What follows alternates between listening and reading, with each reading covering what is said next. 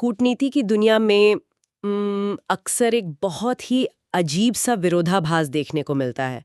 मतलब एक तरफ किसी शांत कमरे में राजनयिक चाय की चुस्कियों के साथ शांति समझौते के मसौदे तैयार कर रहे होते हैं। हाँ बिल्कुल। और दूसरी तरफ ठीक उसी वक्त दुनिया के किसी हिस्से में कोई सैन्य टुकड़ी किसी जहाज पर कब्जा कर रही होती है। आज की हमारी इस चर्चा का या कहें इस गहरे विश्लेषण का केंद्र बिल्कुल ऐसा ही एक विरोधाभास है। सही कहा। और ये कोई छोटी बात नहीं है, ये एक ऐसा भू राजनीतिक भूचाल है जिसके झटके वैश्विक तेल बाजारों से लेकर अंतर्राष्ट्रीय व्यापार तक महसूस किए जा रहे हैं। बिल्कुल।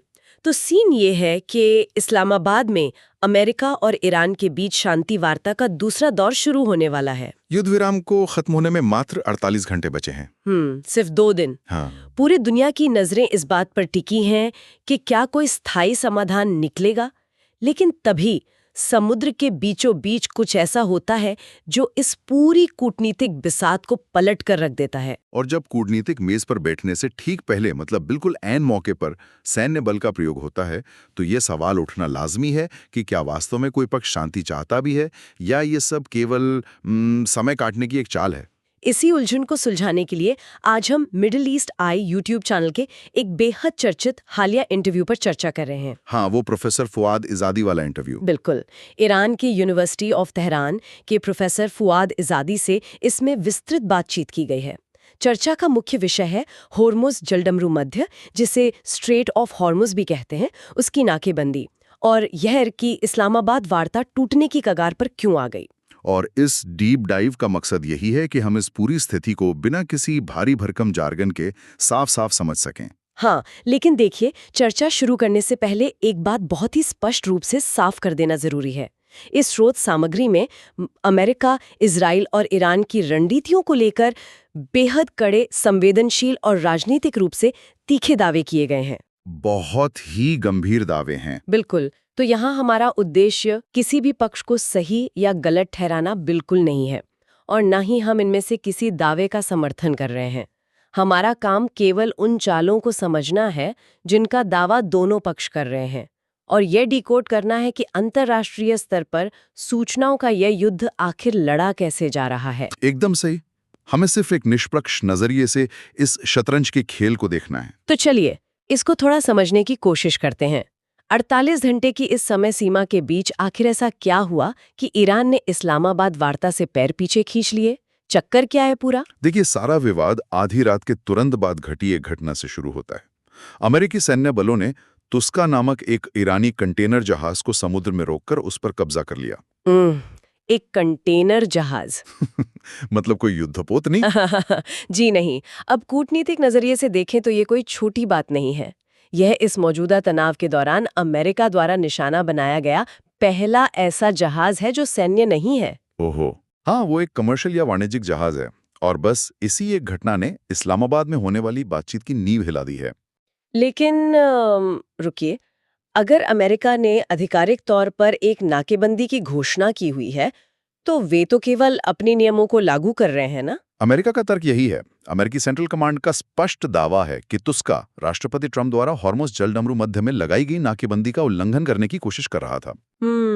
तो उनके हिसाब से ये एक लीगल एक्शन है। लेकिन दूसरी तरफ स्रोत में बताया गया है कि ईरान इसे सीधा समुद्री डकैती या पायरेसी करार दे रहा है। बिल्कुल। मतलब एक देश का आधिकारिक सैन्य कदम दूसरे देश के लिए डकैती कैसे हो सकता है? यहीं पर अंतर्राष्ट्रीय नियमों की व्याख्याओं का असली टकराव होता है। देखिए, होर्मुज जलडमरू मध्य कोई आम समुद्री रास्ता नहीं है। ये दुनिया के सबसे महत्वपूर्ण तेल व्यापार मार्गों में से एक है। हाँ, वहां से वैश्विक ऊर्जा की एक बहुत बड़ी खेप गुजरती है। सही कहा। तो स्रोत में बताया गया है कि राष्ट्रपति ट्रंप ने ये नौसैनिक नाकेबंदी वैश्विक ऊर्जा बाजार पर ईरान की पकड़ को तोड़ने के लिए लगाई थी, ताकि कच्चे तेल की कीमतों को कंट्रोल किया जा सके। अमेरिका इसे अपनी राष्ट्रीय सुरक्षा का हिस्सा मानता है, लेकिन ईरान के नजरिए से अंतर्राष्ट्रीय जल क्षेत्र में किसी गैर सैन्य व्यापारिक जहाज को रोकना अंतर्राष्ट्रीय समुद्री कानून का उल्लंघन है, इसलिए वे इसे डकैती कहते हैं। तो ये तो कुछ ऐसा हुआ जैसे दो टीमें एक बेहद आक्रामक मैच के दौरान टाइम आउट पर सहमत हुई हों। दिलचस्प एनालॉजी है। खिलाड़ी मैदान के किनारे जाकर रणनीति पर बात करने वाले हों, लेकिन अचानक पता चलता है कि एक टीम के खिलाड़ी लॉकर रूम में घुसकर दूसरी टीम के मैनेजर पर ही हमला कर रहे हैं। बिल्कुल सटीक। तो ऐसे माहौल में सद्भावना या गुड फेथ से कोई बातचीत कैसे हो सकती है? यहाँ सबसे दिलचस्प बात यह है कि प्रोफेसर इजादी ने इंटरव्यू में इस सद्भावना शब्द की बहुत गहरी चीर-फाड़ की है। अच्छा, उन्होंने क्या कहा? उनका कहना है कि अंतर्राष्ट्रीय कानून और कूटनीति में सद्भावना से बातचीत करने का केवल ये अर्थ नहीं होता कि आपके राजनयिक एक कमरे में आमने सामने बैठे हैं। तो फिर असल मतलब क्या है? इसका व्यावहारिक अर्थ ये होता है कि जब तक बातचीत चल रही है तब तक दोनों पक्ष आक्रामक सैन्य कदम उठाना बंद कर दें और भड़काऊ बयानबाजी पर लगाम लगाएं। जो कि ईरान के अनुसार इस मामले में बिल्कुल भी नहीं हो रहा है ना? ठीक कहा। प्रोफेसर इजादी का दावा है कि अमेरिका की रणनीति एक धोखाधड़ी अभियान का हिस्सा है। धोखाधड़ी अभियान? हाँ, उनके अनुसार अमेरिका शांति वार्ता का दिखावा केवल इसलिए कर रहा है ताकि उसे सैन्य रूप से खुद को मजबूत करने और अगले हमले की तैयारी के लिए अतिरिक्त समय मिल सके। मतलब हद है। अगर एक पक्ष को ये लगने लगे कि बातचीत की मेज का इस्तेमाल केवल एक जाल बिछाने के लिए किया जा रहा है, तो विश्वास तो पूरी तरह से खत्म ही हो जाएगा ना? बिल्कुल। और बिना विश्वास के कोई भी शांति प्रक्रिया शुरू होने से पहले ही दम तोड़ देती है। तो अगर विश्वास टूट चुका है और इस्लामाबाद वार्ता विफल हो रही है, तो सवाल ये उठता है कि ईरान के पास अब क्या विकल्प बचे हैं? यही इंटरव्यूअर का भी सवाल था। मतलब इतनी बड़ी आर्थिक और सैन्य शक्ति के खिलाफ अगर वे बातचीत से इनकार करते हैं, तो क्या वे खुद अपने पैरों पर कुल्हाड़ी नहीं मार रहे हैं? इंटरव्यूअर ने जब पूछा कि बातचीत के अलावा क्या रास्ता है, तो प्रोफेसर इजादी का जवाब बहुत सीधा था। उन्होंने कहा केवल प्रतिरोध या रेजिस्टेंस। प्रतिरोध? इतना आत्मविश्वास कहाँ से आ रहा है? इस आत्मविश्वास को समझने के लिए हमें ईरान के नजरिए से अमेरिका की मंशा को देखना होगा। प्रोफेसर इजादी ने फाइनेंशियल टाइम्स को दिए गए राष्ट्रपति ट्रंप के एक कथित बयान का जिक्र किया। क्या था वो बयान? इस बयान के अनुसार ट्रंप ने कहा था कि वे एक व्यवसायी हैं और उनकी नजर ईरानी तेल से पैसा बनाने पर है। ये दावा तो अपने आप में बातचीत की हर गुंजाइश को खत्म कर देता है। बिल्कुल। अगर ईरान को लगता है कि अमेरिका का अंतिम लक्ष्य कोई राजनीतिक समझौता है ही नहीं, बल्कि केवल उनके संसाधनों पर आर्थिक कब्जा करना है, तो वे कभी भी किसी शर्त पर राजी नहीं होंगे। एकदम सही बात है। लेकिन यहाँ एक व्यवहारिक सवाल खड़ा होता है। केवल इरादे मजबूत होने से तो नाकेबंदी नहीं टूट जाती ना? हॉर्मुज़ के दरवाजे पर अमेरिका का कड़ा पहरा है। क्या ईरान की अर्थव्यवस्था बिना उस समुद्री रास्ते के टिक सकती है? देखिए, यहीं पर भूगोल कूटनीति को आकार देता है। हाँ। अक्सर जब पश्चिमी मीडिया हॉर्मुज़ की नाकेबंदी की बात करती है तो ऐसा लगता है जैसे ईरान एक ऐसा छोटा सा द्वीप है जिसके चारों ओर बाड़ लगा दी गई हो। हाँ, आम धारणा तो यही है। लेकिन प्रोफेसर इजादी याद दिलाते हैं कि ईरान की जमीनी हकीकत बिल्कुल अलग है। हाँ, स्रोत में बताया गया था कि ईरान की जमीनी सीमाएं करीब 6000 किलोमीटर लंबी है। बिल्कुल। और इसके अलावा उत्तर में कैस्पियन सागर तक उनकी सीधी पहुंच है। हाँ। वहां से रूसी क्षेत्र से होते हुए काला सागर तक उनकी सड़क और परिवहन व्यवस्था काफी मजबूत है। ओहो, तो मतलब उनके पास रास्ते खुले हैं। जी, इस बात को गहराई से समझना जरूरी है। पारंपरिक समुद्री नाकेबंदी तब सफल होती है जब किसी देश की अर्थव्यवस्था केवल एक या दो बंदरगाहों पर निर्भर हो। लेकिन कैस्पियन सागर के जरिए ईरान अपने पड़ोसी देशों और रूस के साथ व्यापार जारी रख सकता है। ये एक वैकल्पिक सप्लाई चेन का काम करता है जिससे अमेरिकी नौसेना होर्मुज में बैठकर नहीं रोक सकती। अच्छा, इससे अगर मैं अपनी एक एनालॉजी से समझूं, ये ऐसा है जैसे किसी ने एक बड़े किले के मुख्य दरवाजे पर, मतलब होर्मुज पर, एक भारी ताला जड़ दिया हो। हाँ, बहुत सटीक। और पहरेदार बिठा दिए हों। वे सोच रहे हैं कि किले के अंदर राशन जाना बंद हो गया है, लेकिन उन्हें यह एहसास ही नहीं है कि किले के पीछे कई छोटे छोटे दरवाजे हैं जो सीधे पड़ोसी राज्यों में खुलते हैं। बिल्कुल, और वहां से लगातार रसद आ रही है। लेकिन एक बात बताइए, क्या वास्तव में इन पीछे के दरवाजों से इतने विशाल स्तर का तेल व्यापार संभव है जो होर्मुज की कमी को पूरा कर सके? ये एक बहुत ही तार्किक सवाल है। मतलब क्या ये रणनीति जमीनी स्तर पर उतनी ही कारगर है जितना दावा किया जा रहा है? देखिए, बेशक कैस्पियन सागर या जमीनी रास्तों से उस मात्रा में सुपर टैंकर नहीं गुजर सकते जो होर्मुज से गुजरते हैं। व्यापार की गति धीमी हो सकती है और लागत बढ़ सकती है। इकोनॉमी पर असर तो पड़ेगा। हाँ, लेकिन यहाँ बात पूरी तरह से घुटने टेकने से बचने की है। ये वैकल्पिक व्यवस्था ईरान की अर्थव्यवस्था को जीवित रखने के लिए पर्याप्त है और कूटनीतिक सौदेबाजी में टिके रहने के लिए बस इतना ही जरूरी होता है। सही बात है। इसके अलावा सिर्फ बाहरी भूगोल ही नहीं, देश की आंतरिक राजनीति भी इस प्रतिरोध को ईंधन दे रही है। आंतरिक राजनीति? हाँ, स्रोत में एक बहुत ही दिलचस्प दावा किया गया था। जी। प्रोफेसर इजादी के अनुसार ईरान के लोग हर रात भारी संख्या में सड़कों पर प्रदर्शन कर रहे हैं, लेकिन वे अपनी सरकार के खिलाफ नहीं, बल्कि ट्रंप और इजरायली प्रधानमंत्री नेतन्याहू की नीतियों के खिलाफ आवाज उठा रहे हैं। और आप समझ सकते हैं कि ये किसी भी सरकार के लिए सबसे बड़ी ताकत होती है। बिल्कुल। ईरान की 9 करोड़ की आबादी का एक बड़ा हिस्सा ये मानता है कि उन पर एक अवैध युद्ध थोपा जा रहा है। ऐसे माहौल में जनता केवल कुछ हफ्तों का वो विधि विराम नहीं चाहती जो बाद में फिर से टूट जाए। हाँ, वे इस संकट का एक स्थायी समाधान चाहते हैं। एकदम सही। जब देश के भीतर से ऐसा दबाव हो तो किसी भी सरकार के लिए विदेशी ताकतों के सामने झुकना लगभग असंभव हो जाता है। इससे उनकी अपनी घरेलू साख खतरे में पड़ जाएगी। तो स्थिति ये है कि ईरान के पास नाकेबंदी से बचने के भौगोलिक रास्ते हैं और घरेलू मोर्चे पर जनता का पूरा सपोर्ट है। जी। लेकिन अगर बातचीत पूरी तरह टूट जाती है और बात सैन्य संघर्ष तक पहुंच जाती है, तो क्या ईरान अमेरिका जैसी महाशक्ति का सामना करने के लिए सैन्य रूप से तैयार है? ये बहुत अहम सवाल है, क्योंकि इंटरव्यू में इसके जो तथ्य सामने आए हैं वो तो पूरे समीकरण को ही उलझा देते हैं। का लगभग 60% हिस्सा सुरक्षित रखा हुआ है। 60%? ये तो बहुत बड़ा नंबर है। लेकिन प्रोफेसर इजादी ने तो इस आंकड़े को भी खारिज कर दिया था ना? हाँ, उन्होंने कहा कि यह 60% तो बहुत ही कम आंका गया है। और इसके पीछे उन्होंने जो कारण बताया वो बहुत ही खौफनाक था। बिल्कुल। उन्होंने गाजा के मौजूदा हालातों का जिक्र किया। हाँ, जिसे उन्होंने सीधे तौर पर नरसंहार या जेनोसाइड की संज्ञा दी। यहाँ मैं श्रोताओं को फिर से याद दिला दूं कि हम केवल स्रोत के दावों पर चर्चा कर रहे हैं। सही कहा। तो उनका दावा था कि गाजा के विनाश को देखने के बाद ईरान ने यह निष्कर्ष निकाल लिया था कि कभी ना कभी उन पर भी ऐसा ही बड़ा हमला होगा। और इसलिए वो लंबे समय से इसकी तैयारी कर रहे थे। जी हाँ। और वो तैयारी क्या है? स्रोत के अनुसार ईरान ने देश भर में गहरे भूमिगत कारखाने या अंडरग्राउंड फैक्ट्रीज बना लिए। जमीन के नीचे कारखाने? बिल्कुल। ये कोई साधारण कारखाने नहीं है। ये पहाड़ों के नीचे और जमीन के इतने गहरे स्तर पर बने हैं जहां मिसाइलों का उत्पादन 24 घंटे बिना किसी रुकावट के चल रहा है। ये रणनीति तो पारंपरिक युद्ध के नियमों को ही बदल देती है। पूरी तरह से। इसे समझने के लिए मैं अपनी पुरानी एनालॉजी को थोड़ा बदलती हूँ। ये ऐसा नहीं है कि कोई बॉक्सर रिंग में खड़ा है और थका हुआ होने का नाटक कर रहा है। ये तो ऐसा है जैसे उस बॉक्सर ने रिंग के ठीक नीचे कंक्रीट का एक अभेद्य बंकर बना लिया है और वहां वो लगातार नए हथियार गढ़ रहा है। अब आप ऊपर से कितने भी मुक्के मारे, उसका असली स्रोत तो सुरक्षित है। बहुत ही शानदार उदाहरण है। तो ये छिपे हुए कारखानों का जो तंत्र है, ये अमेरिका की रणनीति को कैसे बेबस कर देता है? इसका मैकेनिज्म बहुत सीधा है। देखिए, अमेरिका की सबसे बड़ी ताकत उसकी वायुसेना और नौसेना है। वे आसमान से किसी भी लक्ष्य को नष्ट कर सकते हैं। हाँ, उनके पास तो दुनिया के सबसे एडवांस्ड हथियार हैं। लेकिन अगर लक्ष्य जमीन के इतने नीचे है कि आधुनिक बंकर बस्टर बम भी वहां तक नहीं पहुंच सकते हैं, तो वो हवाई ताकत बेसर हो जाती है। मतलब बम का कोई फायदा ही नहीं। बिल्कुल। ये असम्मित युद्ध का सबसे बेहतरीन उदाहरण है। एक देश अपने दुश्मन की सबसे बड़ी ताकत को अप्रासंगिक बना देता है। तो इसका सीधा मतलब ये है कि अगर अमेरिका युद्ध में वापस लौटता है तो उसे एक ऐसी लड़ाई लड़नी होगी जिसे हवा से नहीं जीता जा सकता। एकदम सही। ऐसे में अमेरिका के पास 2 ही कड़वे विकल्प बचते हैं।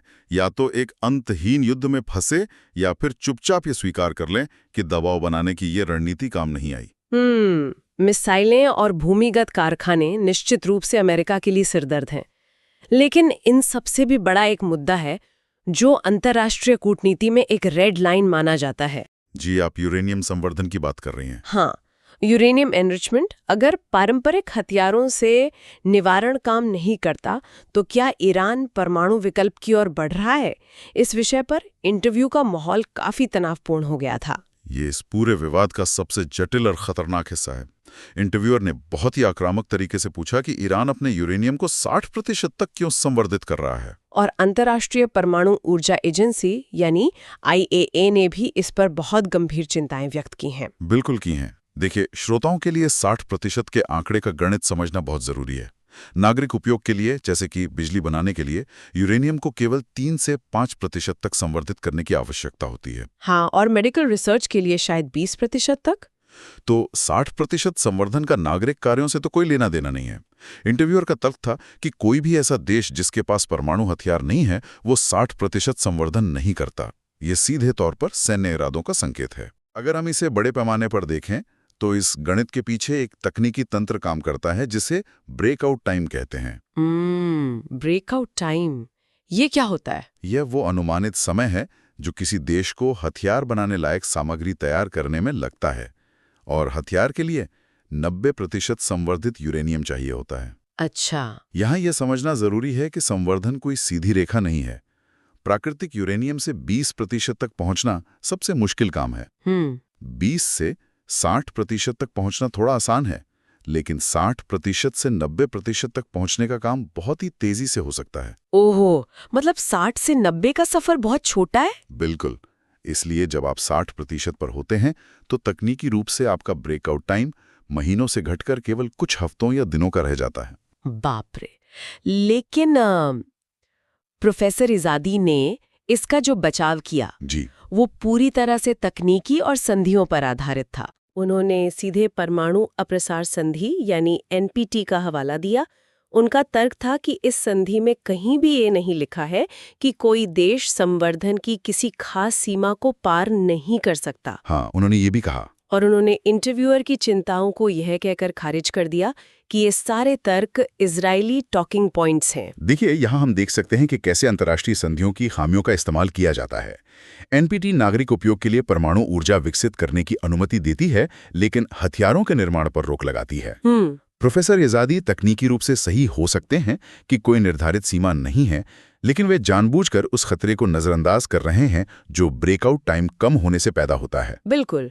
और जब इंटरव्यूअर ने ये कहा कि इस तरह का संवर्धन एक उकसावा या प्रोवोकेशन है, तो प्रोफेसर इजादी ने आक्रामकता से पलटवार किया। हाँ, वहाँ माहौल काफी गर्म हो गया था। स्रोत के अनुसार उन्होंने अमेरिका और इजराइल पर बेहद गंभीर आरोप लगाए। उन्होंने दावा किया कि असली उकसावा तो वो है जहां 165 छोटी बच्चियों की जान ली गई, 3200 से अधिक नागरिकों को मारा गया और 2500 अस्पतालों तथा 20 विश्वविद्यालयों पर हमले किए गए। कूटनीतिक परिप्रेक्ष्य में इसे एक तरह का डिफ्लेक्शन या ध्यान भटकाने की रणनीति कह सकते हैं। मतलब सवाल का सीधा जवाब ना देकर आरोप लगाना। बिल्कुल। जब आपसे गंभीर अंतर्राष्ट्रीय चिंता के बारे में पूछा जा रहा हो और आप उसके जवाब में सामने वाले पर युद्ध अपराधों के आरोप लगाने लगे, तो इसका मतलब है कि तर्कपूर्ण संवाद की हर गुंजाइश खत्म हो चुकी। यह दर्शाता है कि दोनों पक्षों के बीच अविश्वास की खाई कितनी गहरी हो चुकी है। ये तो बिल्कुल ऐसा है ना, जैसे आपके मोहल्ले में कोई व्यक्ति अपने घर के बेसमेंट में भारी मात्रा में बारूद जमा कर रहा हो। हाँ। और जब मोहल्ले वाले चिंतित होकर उससे पूछते हैं तो वो कहता है कि अरे मैं तो खदान में काम करता हूँ, ये सिर्फ चट्टानें तोड़ने के लिए है, और वैसे भी कोई कानून मुझे इसे खरीदने से नहीं रोकता। सही बात है। अब भले ही तकनीकी रूप से कोई कानून उसे ना रोके, लेकिन क्या आसपास के लोगों का डरना स्वाभाविक नहीं है?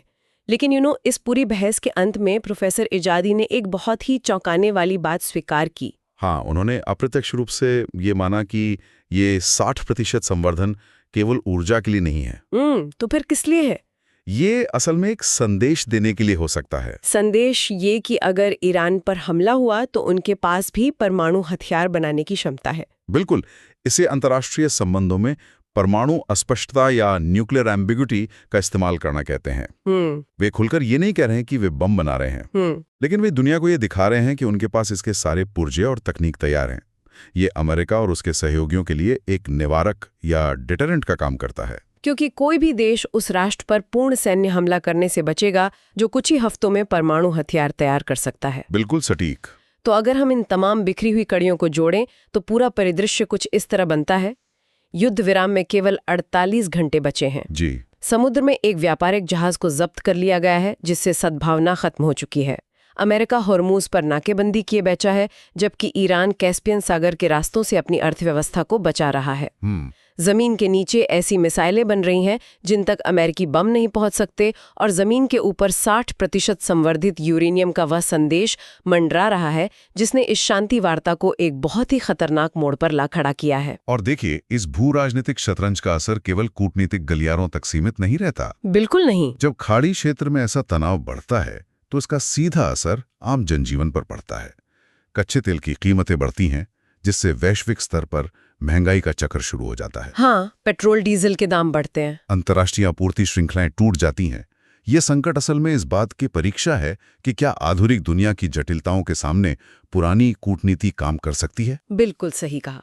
इस पूरे विश्लेषण के बाद जो बात सबसे ज्यादा सोचने पर मजबूर करती है वो ये है कि जब पारंपरिक नौसैनिक नाकेबंदियों को भौगोलिक रास्तों और नई व्यापारिक संधियों से आसानी से पार किया जाने लगे, मेरा मतलब है आसानी से पार किया जाने लगे, और जब आर्थिक प्रतिबंधों का जवाब सीधे तौर पर परमाणु संवर्धन के संदेशों और भूमिगत हथियारों से दिया जाने लगे, तो क्या हम दुनिया में शांति बनाए रखने के उन पुराने कूटनीतिक और सैन्य तरीकों के अंत को देख रहे हैं? ये एक बहुत ही गहरा सवाल है।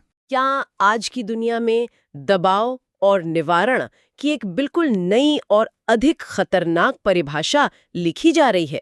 ये एक ऐसा सवाल है जिस पर हम सभी को विचार करना चाहिए। खैर, आज की चर्चा के लिए बस इतना ही। सीखते रहिए और चीजों की गहराई में जाते रहिए। अगली बार फिर मिलेंगे।